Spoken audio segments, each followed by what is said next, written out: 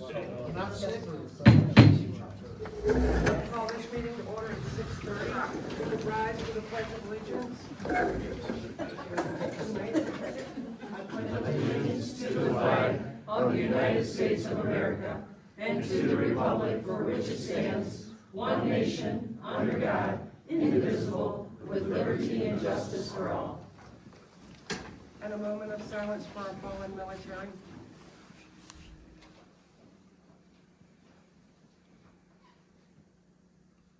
Thank you.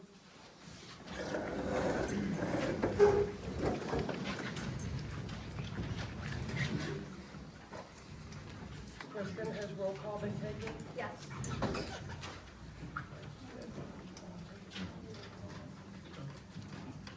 Can we start with introductions of Chief Wilson? Fire Chief Brian Lowe. Scott Sutter, Police Chief.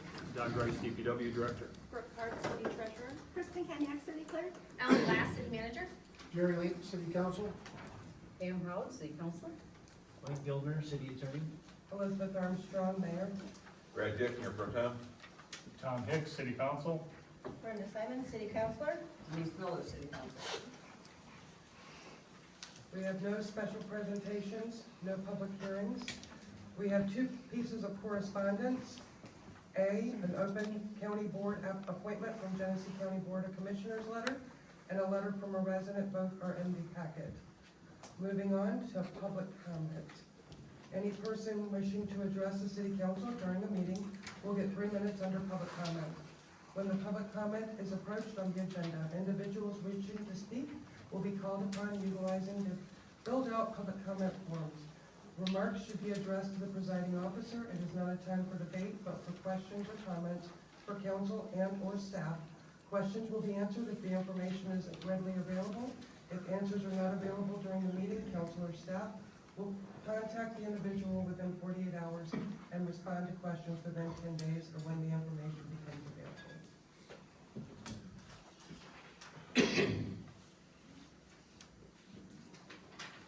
Mike Dietz. Yes, please, thank you.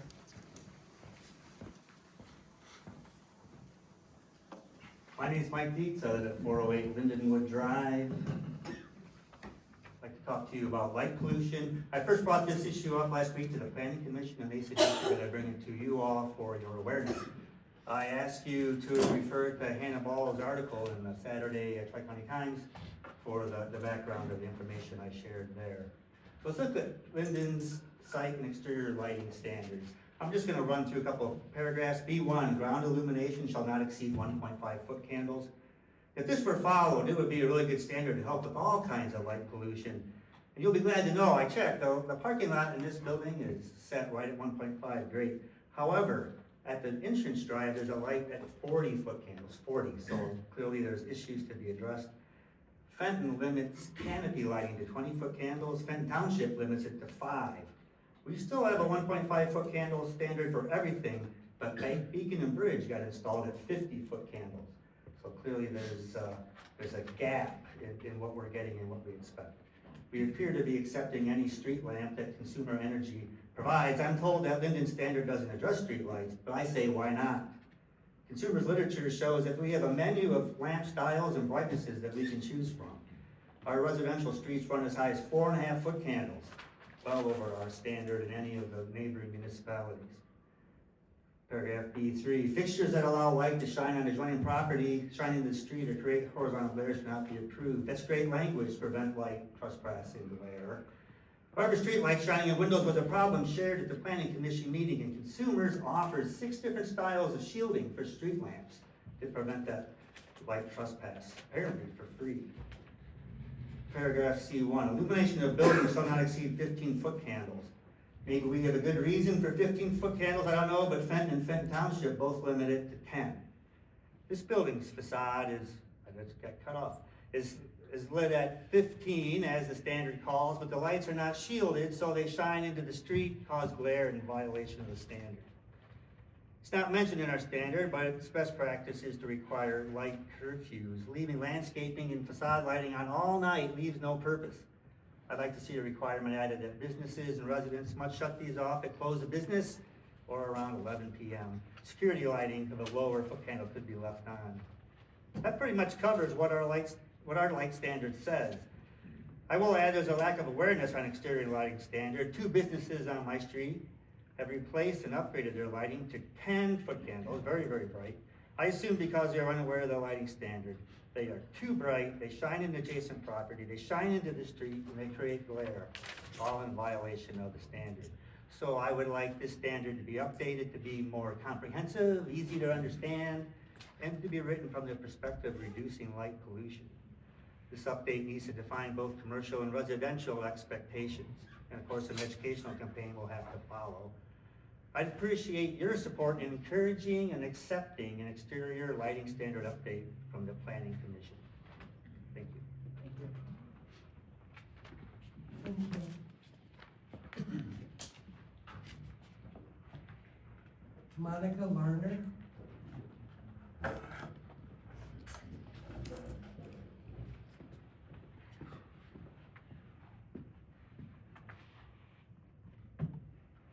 I'm Monica Larner, and I live at 152 West Ralston.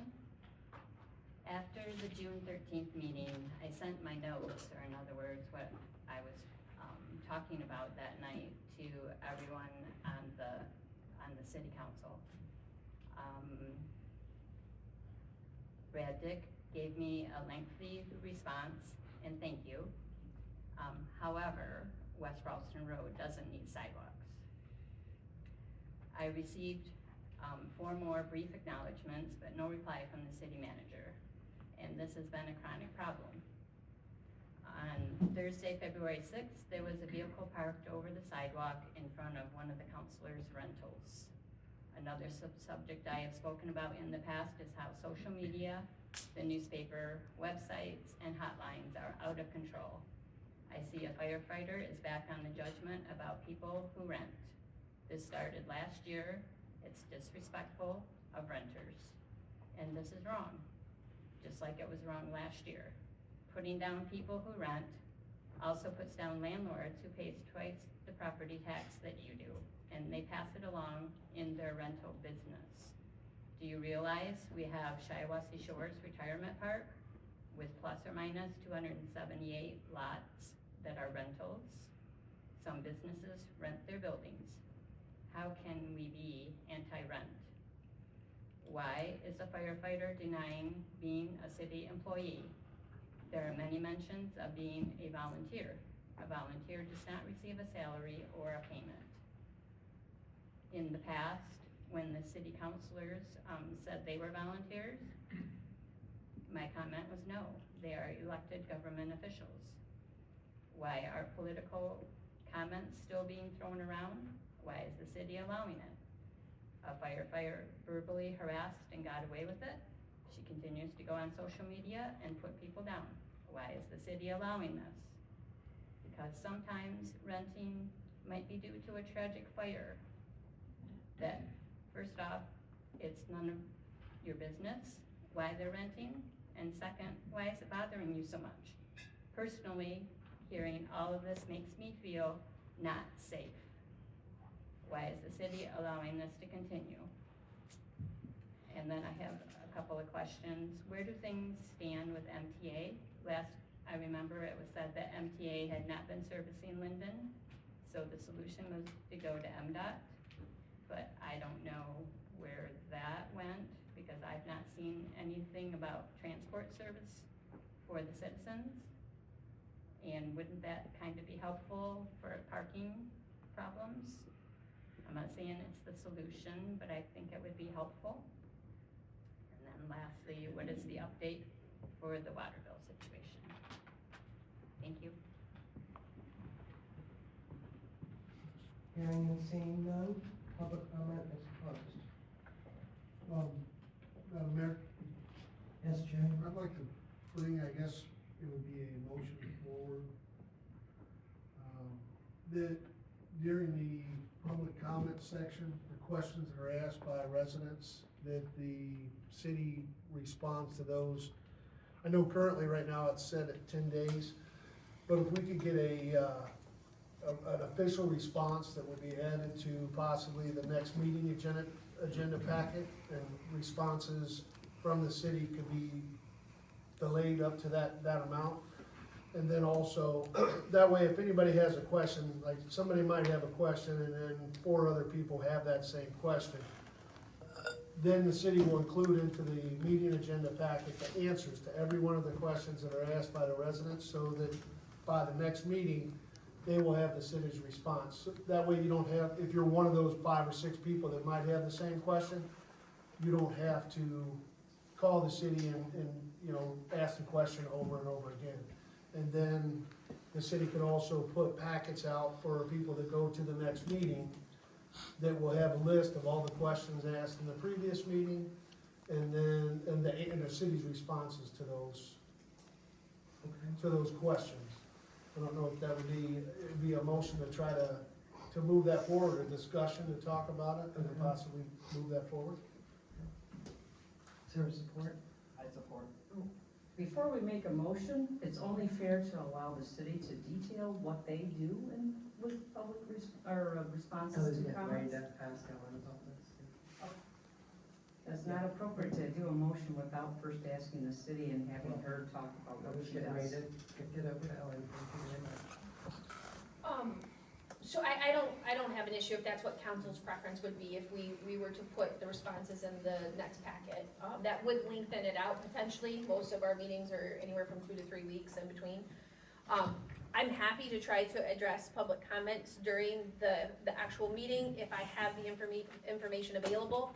And so is my staff, if we have the information available. There might be the time, or where we just don't have information, or, also, sometimes during public comment, there's more statement made than question, so, you know, there's that we might have to, you know, address as well. But I'm happy to try to answer it during, you know, my manager's report, or at any time the council would feel it's necessary.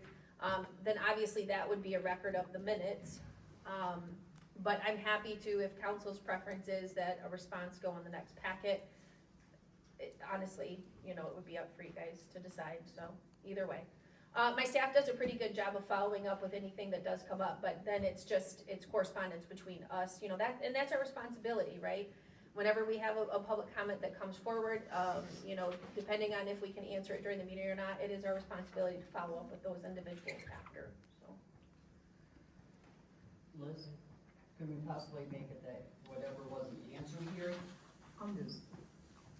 I would like to propose that instead of a motion which puts another burden on the city to get right back, because there's time constraints, there's people, what if everybody's sick with the flu? I think that they should be allowed to do their, maybe have out, if you would agree to do within 5 days? Well, Or the way that just Jerry was verbal just- agreement Yeah, rather than a Jerry was motion. Jerry was just referencing that right now, the way that the policy reads, which is in the rules of procedure, is that we do have up to 10 days. So he's just referencing the policy that we currently have that's adopted in the rules of procedure, so technically we have up to 10 days. So, But do we need a motion, or can you do it a verbal agreement? Mike, I guess for clarification, It doesn't need to be a motion. If council can express itself in a number of ways, and if that's agreeable, if it requires something of administration and they say they're gonna do it, it doesn't require a motion. Okay, that's fine. I was just wanting, my main point was to try to get a discussion, just to get a discussion up, so that, I know there's been some complaints that people aren't getting responses, I know that the city has responded at times. This way, this makes sure that, hey, everybody gets a response, and it also lets people know, hey, the city is responding to people's questions. And it kind of protects everyone all the way around, and then if people have those same questions, maybe they come up with those questions at the next meeting, they'll have answers. And I would propose that we add this to our discussion under the consent agenda and label it as F. under consent agenda, or you mean just discussion items? Yeah, I'm sorry, discussion items, sorry about that, that's what I meant. Under discussion items, just the letter B.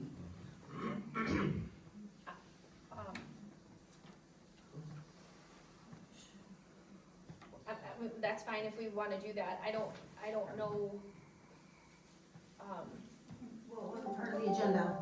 It's not part of the agenda. It's not right now.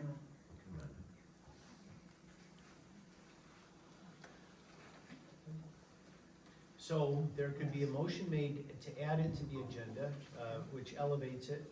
Or if there's an understanding between council and administration on that point, it doesn't need to be discussed, but that's up to you. So at that point then, Jerry, are you satisfied with the answer, or do we need to make is a motion needing to be made? Is, Go ahead and make your motion, Jerry. okay, Added, Make your motion. you wanna add discussion to the agenda? I do. yes, yes, that I would prefer that, yes. We'll add it to the discussion. Item B. As item B. I support that. I second. I'll support. And then we call for a vote? Can we get a roll call, please? You don't need it. Voice vote. Oh, is fine. voice vote, okay. All in favor? Aye. Opposed? Opposed? Hearing and seeing none, we are moving on to the consent agenda. You guys have a number of items in front of you with the, include the minutes, the Laugh, Paddle and Pedal, event, application, and then a special event application for mobile food and beverage vendor, board of review vacancies, and the DDA board vacancies as well. So we're just looking for a motion to approve the consent agenda as presented. I have just one question. I took a look at the insurance. We made sure that that's, covers the whole event, right? We're talking for Laugh. Oh, for the lab, okay. Is that what you're referencing? Yes. Yeah. Motion to approve consent agenda as presented. Support. Can you get a voice vote, please? All in favor? Aye. All opposed? Motion carries. We have no unfinished business. We have no new business. Discussion items tonight. We'll start off with the garbage container dispute items. If you'd like to come up. How's everybody doing tonight? We were up here last year about the trash cans getting left out to the road. This is a humongous deal. It's not just unsightly, it's garbage looking, but it's dangerous. Where the town that I grew up in, there was a kid walking down the road and the trash can blew out, it got hit by a car and it killed the old lady. Now we have a trash can ordinance in Clive and several other towns. The deal is 24 hours, you took the can out there, you got 24 hours to retrieve the can. And after that, you start getting fined.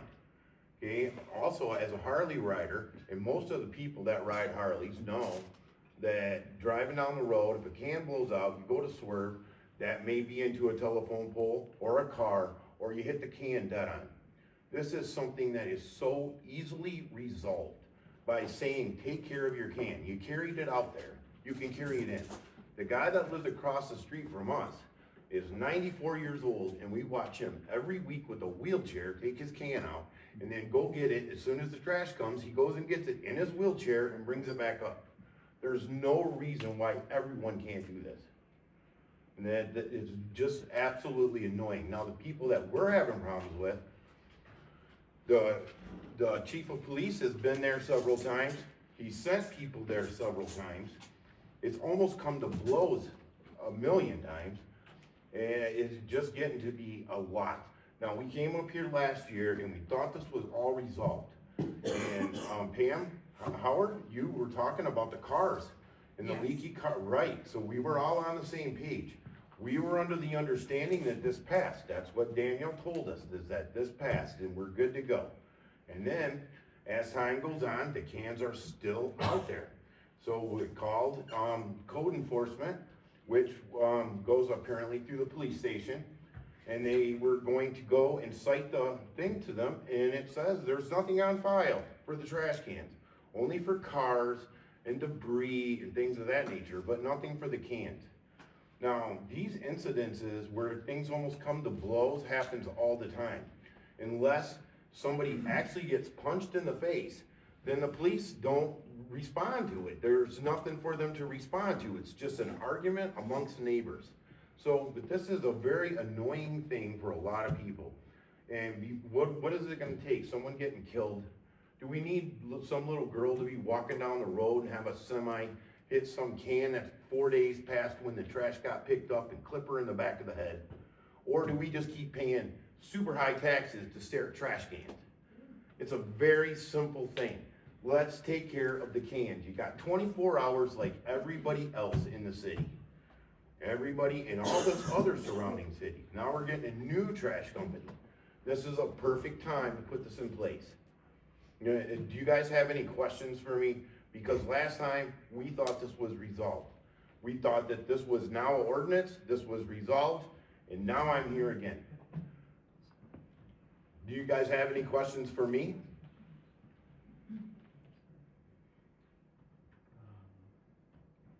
One second.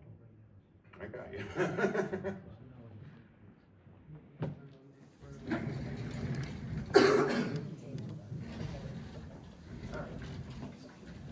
I was checking to see which way we needed to go. Sorry.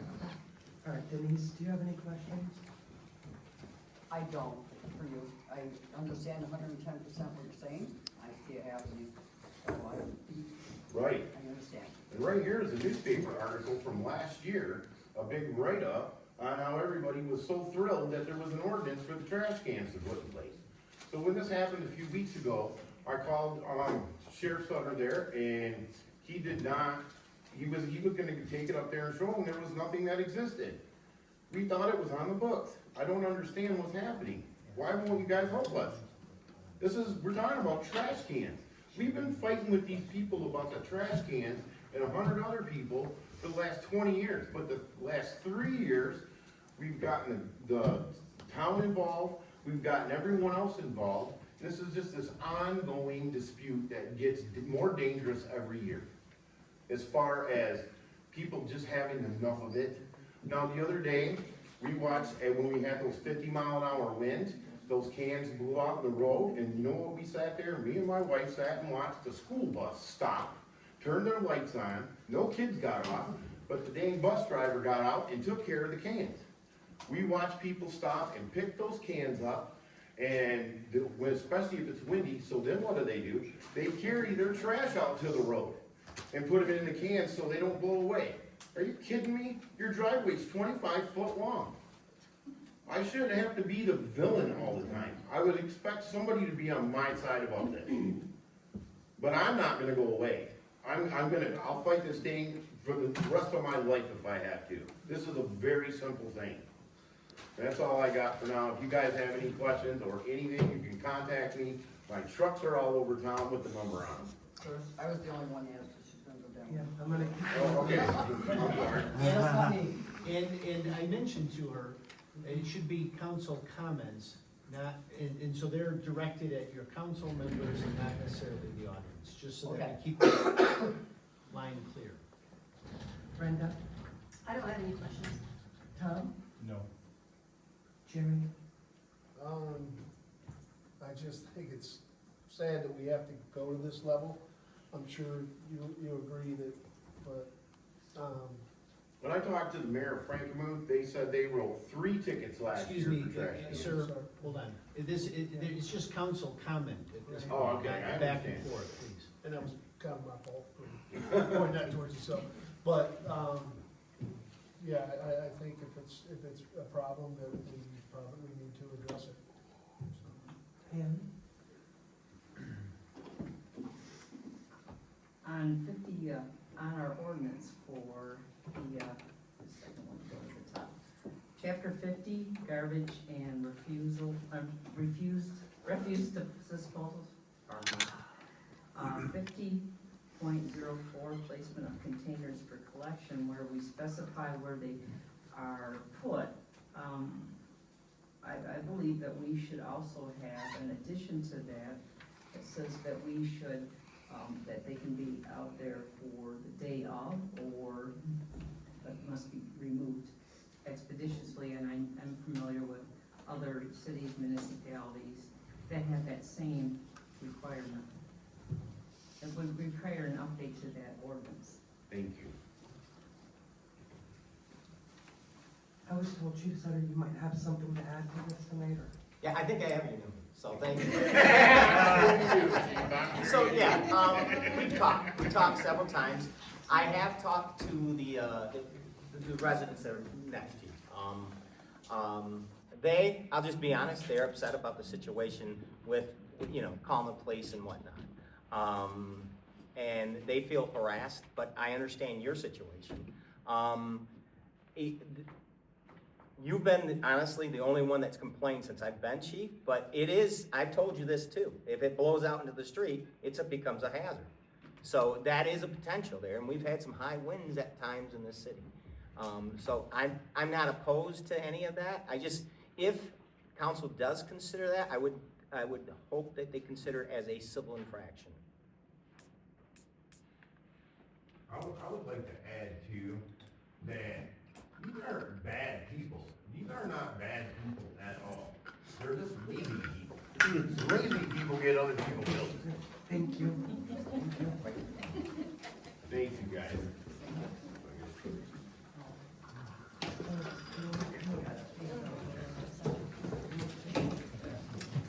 My only other comment on that is if we look at the ordinance, we do need to look at it. It was adopted in 1955 and 1960. It has a garbage can limit of 32 gallons and 50 pounds. I agree. So we do need to update the ordinance and go through. I don't know if I would necessarily like the time frame, but obviously we can definitely do where it's positioned and the fact that if it flows in the street or anything else, it can be a civil infraction and things like that. Nobody's talking about time frame with the chief. I could definitely see us doing something where it's civil infraction for not containing your trash bins and things like that. We have, in reference to what you said about blowing out, we have warned them that if it could be an infraction of impeding traffic too.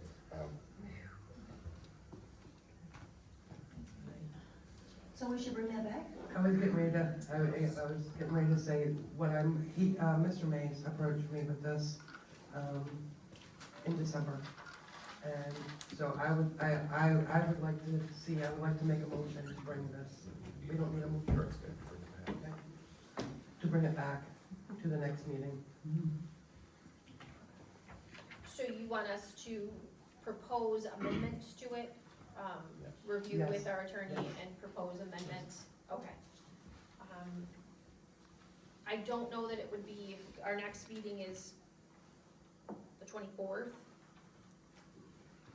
But we could feasibly bring it back within, by the end of, I would say March, or even the March work session, if you would give us an opportunity to do that. That would be fine, yes, thank you.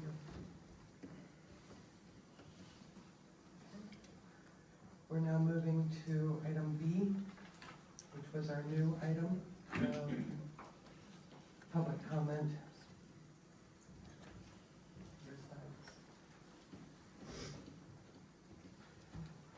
So, I'll open up the floor, I guess.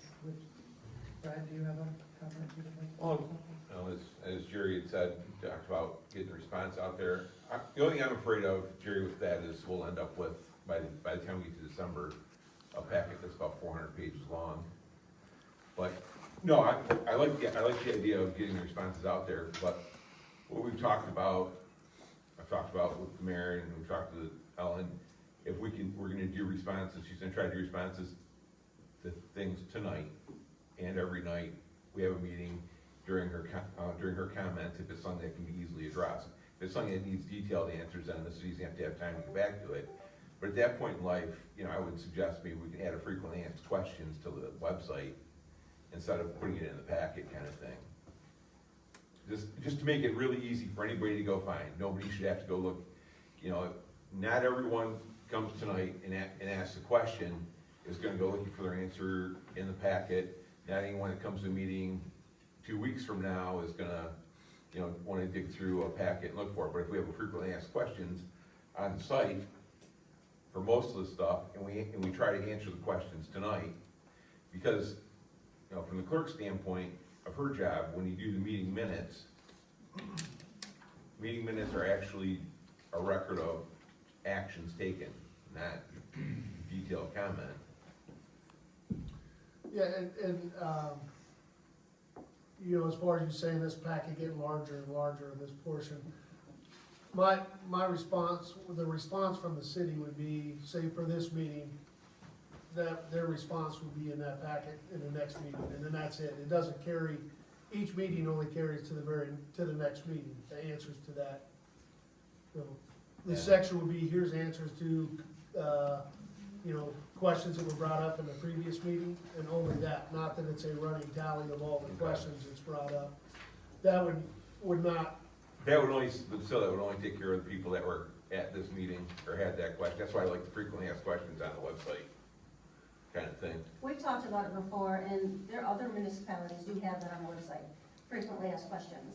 And it's about, they have ordinance questions, and quite a few of the questions that we see here. So, it's nice to have one-stop shopping for them, because as Brad said, a lot of people, well, with the exception of the people here, a lot of people don't even see our packet. I would suggest also So it making, could get lost in there. sorry, Brenda, I would suggest also making those, either sortable or categorizing them by type, whether it's an ordinance violation or DPW, just maybe a department heading would work, but, you know, just something logical, so if you have a question, you can find it more easily. You're looking at me, I'm hesitant, I'm hesitant to, I'm gonna have to, I talked with Jerry about this too. I would like some time to talk with my staff about that, because then I would obviously be putting them on the spot, as well, and, I'm curious to see how other communities, we've researched this, and the majority of the time, they do frequently ask questions dependent upon, you know, the department. Like, I see that more so in questions with, you know, tax questions, you know, tax-related, assessing-related, things like that, utility billing related, things like that. I see it more in those instances, not where it's the public comment questions. And I do think that there's a misunderstanding too, and I think that we've talked about this, because sometimes, or I guess from my perspective, a lot of times there's statements made, there's not questions, and so Right. it's hard to respond to statements And some of the statements and not are questions. incorrect in And there. there's also where the information has been communicated multiple times. And so, I mean, how many times do you continue to, you know, so I'm happy to, again, you know, for whatever council's pleasure is, obviously, but I would like some time to explore and I guess talk with the staff just to see, you know, what it is. We do have limited staff, you know, and as you guys all know, you know, we try to do the best that we can with our you know, website updating, things like that. So if you guys would give us an opportunity to discuss that, and then we could talk about what we could potentially do or how we could potentially address that. I know most of the time, public comment in every other community I've been involved in, or the communities I'm aware of, public comment is, you know, staff follow up. If it becomes, you know, if you guys have a question about whether I've followed up with an individual or we've followed up with an individual, I can always provide that content. So, Mike, do you have any input on how to address the public comment or the answers to the questions of? There was a public speaker at the last meeting that I recall, who said that she had recently moved into the city and was upset that she didn't know about the water rates, as an example. And her issue was, she thought maybe the city should find a way to educate would-be purchasers of the, into the city. But isn't that on the would-be purchaser? Well, I mean, but I raised that point because, listen, there's only so much that the city can do. Right.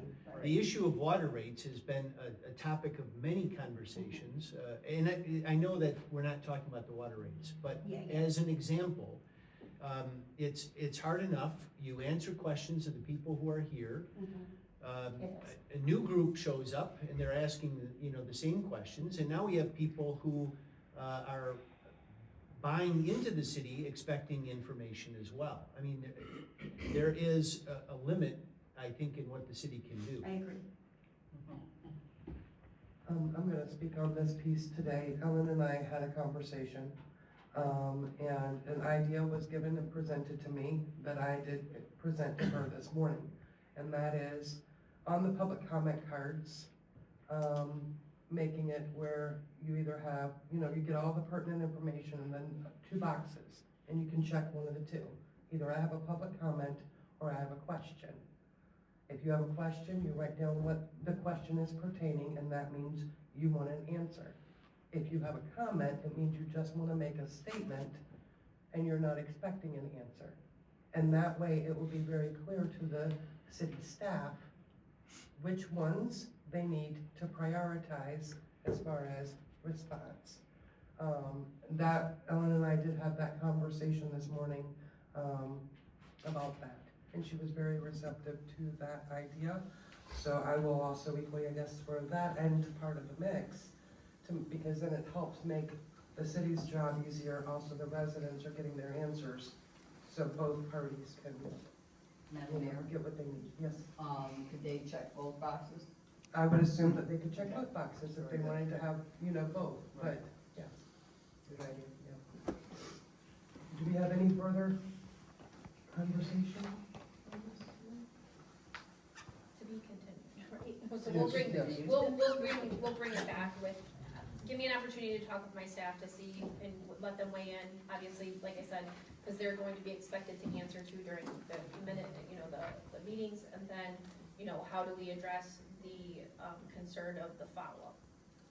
Based on the comments I heard from our lawyer, if this is too much of a burden, because it's duplication, it's, people asking the same questions over and over, people coming to a meeting asking the same questions asked at the meeting before.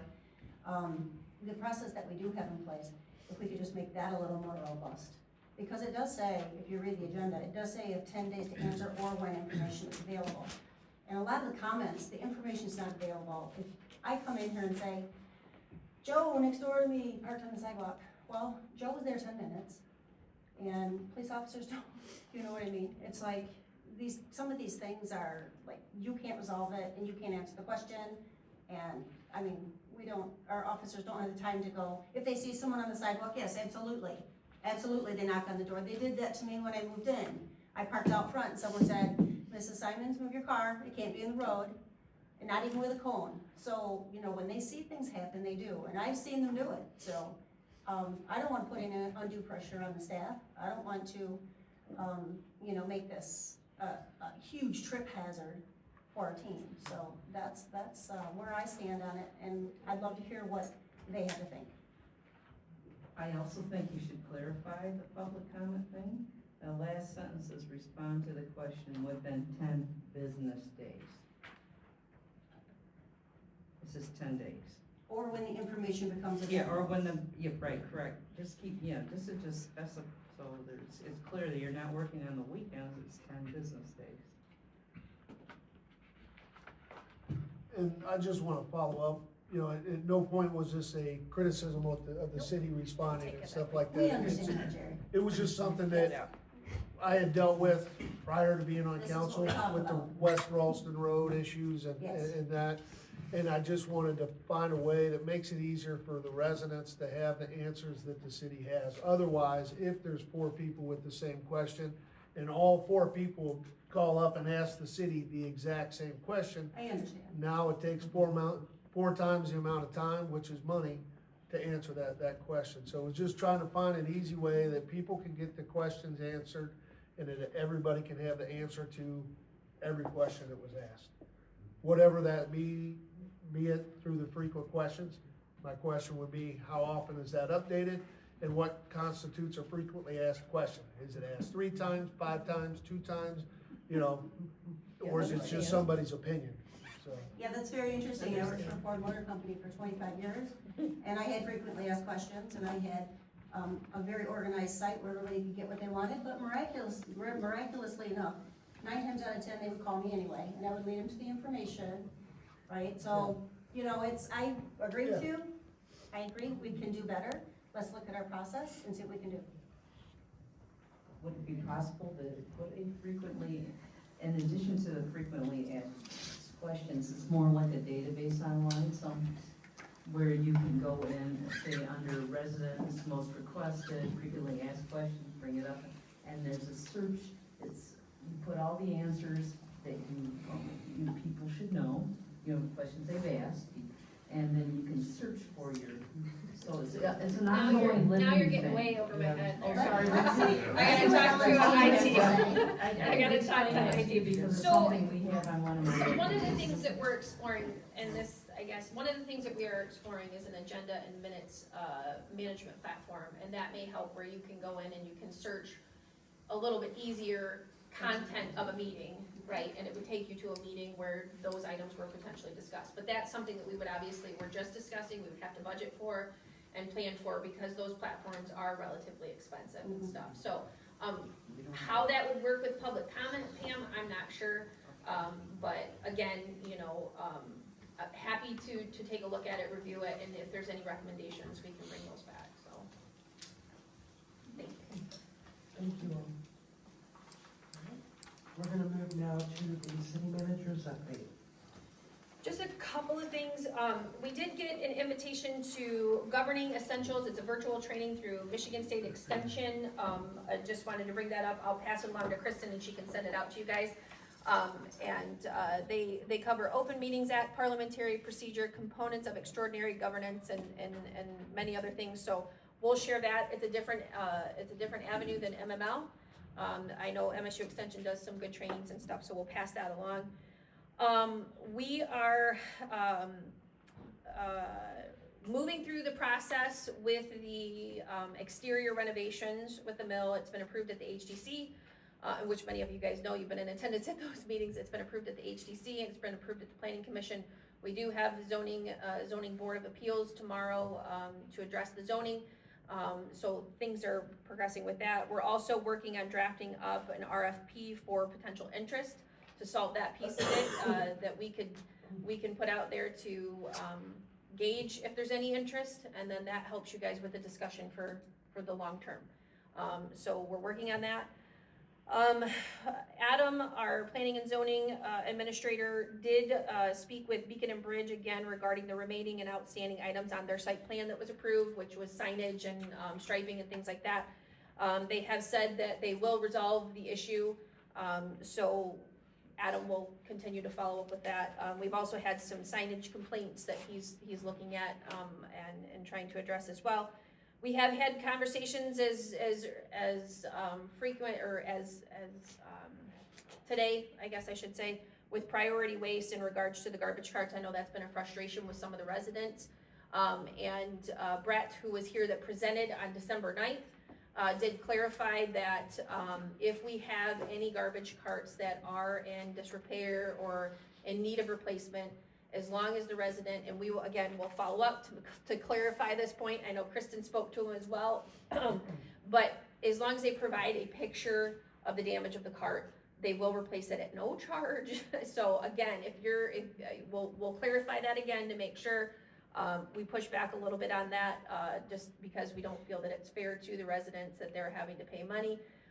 But we do have circumstances, and I understand why they want proof or they want to have just verification, because we do have instances where people just want an extra cart because they have a lot of trash that they have to put out weekly. So again, if you have an issue there, reach out to us, or if you know of someone, reach out to us and we'll try to help get that resolved and stuff. I think that's it. Happy to field any questions. Oh, actually, let me try to address some of the public comments.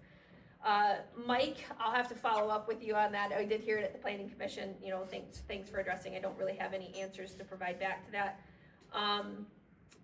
Monica, I can answer a couple of your questions. You addressed the MTA and the water bill. MTA, so we do work with Mass Transit Authority to do services here in Linden, and they do dial a ride here. So our residents who are in need of that call, they schedule for that and are able to be provided that service. As far as an actual bus, that's not something that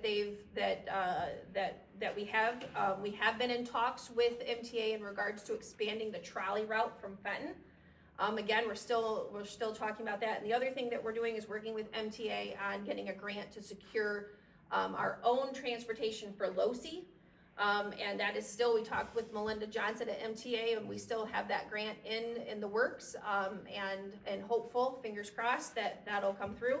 And that would provide, an actual bus for LoC, and we would then be in partnership with MTA to provide those services and stuff. So the water bill situation, that is something that the staff is working with, a review just with our current PFM, our financial firm, to look at things, another set of eyes, another lens. And as you guys all heard at previous meetings, we would be bringing those recommendations back. We don't have anything at this point. It's gonna take us a little bit, but so that's kind of where we're at with that. The other things I can try to follow up with you on and try to address. So that's really all I have. We're gonna have a city attorney's update tonight. The only thing that I have is, I attended the planning commission meeting last week, where Forest Ridge Estates was before them, seeking approval for their planned unit development. The planning commission has entertained that at a number of meetings going back, I think, over a year. At last week's meeting, they recommended approval of the PUD. That'll be coming to council in the near future. There are some conditions that were attached to the approval, and there's still some paperwork and some legwork for them to do. I don't know exactly when it'll come to council, but you'll be seeing it in the near future, I suspect. I don't That's have a all. date for that either, but if anybody has any questions and just wants to sit down and chat, just let us know. We're happy to do that, so. Thank you. Thank you, Ellen, and thank you, Attorney Gilbert. All right, we're gonna move into council comments. Before that, I'm sorry, Denise had expressed that she had a question for you, manager. My question is about the, garbage. And I know that you said that if we want an extra garbage can, that would cost us. Correct. Many of us have really bad looking cans. I mean, they're just filthy. You can't wash them, they stink. We've had these things for many, many years, some of them are cracked. And for us to take a picture, so if our garbage cans were filthy and they've lasted 7 years, I was under the impression that everyone would be getting new cans. That was the rollout with the cans. That the public was gonna take it, and then they were gonna come in and give us new cans. I don't know, how long are these cans supposed to last? And it's not quite, we took this, I voted yes, because I was in the reception with the man that talked to me on February 9th, that this was the rollout. I didn't have anything except for when it came about that now they were going to buy out Republic. That's not what we were told. So, and I have a lot of different residents, just looking at their cans, can you imagine 7, 8-year-old cans? And, you go through Benton, and they've got some really nice cans, they're yellow. So I'm just wondering when all that changed, and if I want a new can, and my cans are smelly, and my cans are filthy, I should be able to call up there and say I want new cans. I don't want an extra one, because God, I don't even put my garbage out but once a month. But, if I want something different, that's when they're gonna say, they have to make the determination if my can's dirty enough, or, so there's some questions I have, and I know a lot of the residents that have reached out to me have those same questions. Okay?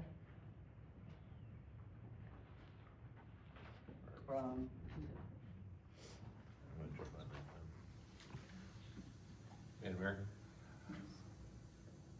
Can you check with Priority and see if they would allow the DPW to do a can exchange? To be the judge, if they could drop off 20 cans for us. I mean, at one point in life, Republic did that for us back in the day. I know it's more on the DPW, but at least somebody's judging it and our residents aren't sending in pictures.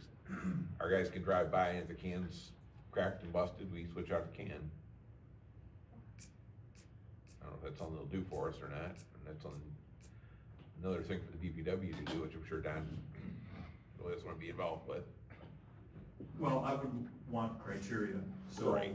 you know, residents are gonna get upset with me if I go out and say, sorry, it doesn't meet the threshold.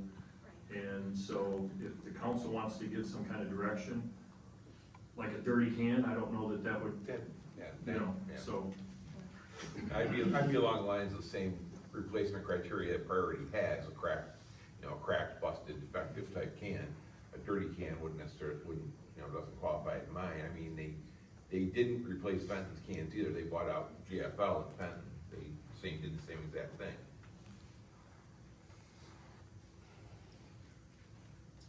Madam Mayor, also, on that same topic, I guess the question I would have is, like everything, the garbage can has a life cycle, and it's only gonna last so many years. The cans that we have lasted 7 years. I guess the question would be to Ellen, if she could ask them, if a resident has a Republic garbage can and it cracks in a year, are they still gonna replace that old garbage can for free? Because he did make the statement that everybody would get new cans. I understand the steps that they took, and I would do the same thing if I was in their place. But at the same time, if somebody's got a can that's been used for a while and it breaks in a year, will they be able to replace that, or will they be looking to charge the resident? If one of their own cans break, do they charge the resident for a new can, or do they just replace it? The way I understood it when I talked with him today, that if it was damaged, not intentional, obviously not intentionally damaged, that they would replace it Okay. at no cost. But again, I can clarify all of that and, bring that back to them, or follow up. Thank you. Thank you. Anyone else have any further comments on the garbage? Perfect, okay. Thank you for that, Jerry, you took my statement. Took what I was thinking. All right, so, we're gonna move on now with council comments. And tonight I'll start with Jerry. I don't have any comments. Thank you. Hannah, do you have any comments for tonight? Just that it was really wonderful to see that the ice fishing tournament was able to take place for the first time in how long, Fran? It was really nice to see. I mean, I wasn't able to go, but my son was, and he said the fish were amazing. I mean, that northern that won, or wait, was it a northern, what was it, perch? There was a perch that's about a half inch away from the state record. Yeah, it was amazing. Anyway, that's all I have to say. Brad, do you have comments? No comments tonight. Tom? No comments tonight. Brenda? I just want to say thank you to our new counselors and to you, Madam Mayor. It takes courage to bring things to the table, so don't ever fear that. Bring it to the table, we'll talk about it, and we'll come up with a solution. That's what we're here for. That's all I've got, and good job, Ellen, you're doing great. Denise? Council comment, I took the MML class at 8 o'clock in the morning on a Saturday, just before the chili cook-off. Got through that, it was great, a lot of information, I'm gonna need to be in this council position. Other than that, the fish, tournament with, happening in Linden and Elga was amazing. I've never seen some fish as big as those ones. And the chili cook-off was great, so I thank, happening in Linden and Elga for all their support in doing that, thank you. All right, and then I have a little bit to say, and I apologize, I'm just recovering from the flu, so I apologize if I'm nasally, or out of it tonight. Okay, so, I would like to get other council members' thoughts at the next meeting. Let's see, I wrote it down, sorry. Having an official vote to pause the next 2 rate increases of the water until we can finalize the review that the city is doing. As Ellen and I sat down, this was something that we both felt comfortable with.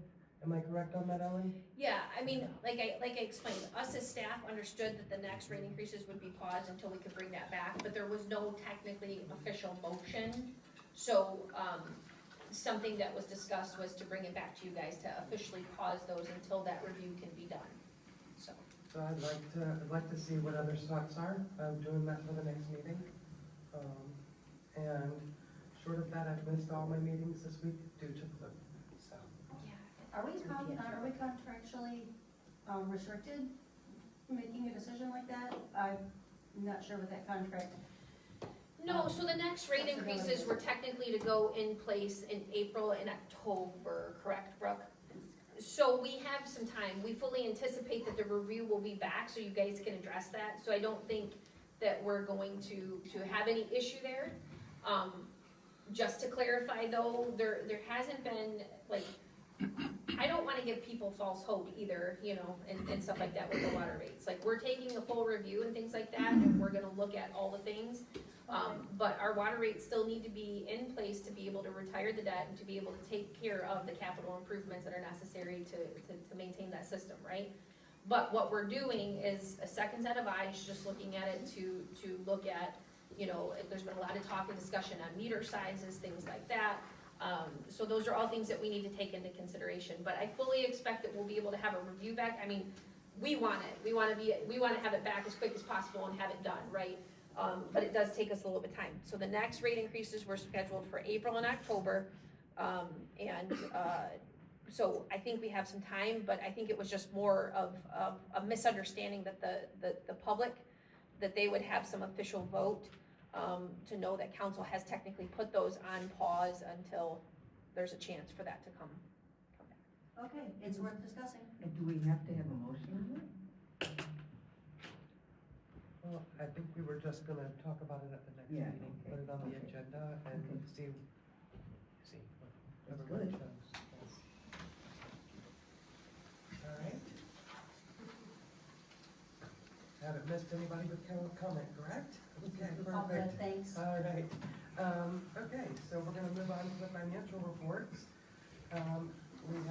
We need to pay the bills in the amount of $37,142.70. I make a motion that we pay our bills. Support. All right. Can we get a roll call? Dick, Yes. Miller, Yes. Hicks, Yes. Simons. Yes. Link, Yes. Armstrong, Yes. Howard. Yes. And with that, this meeting is adjourned at 7:28 PM. Thank you all for coming.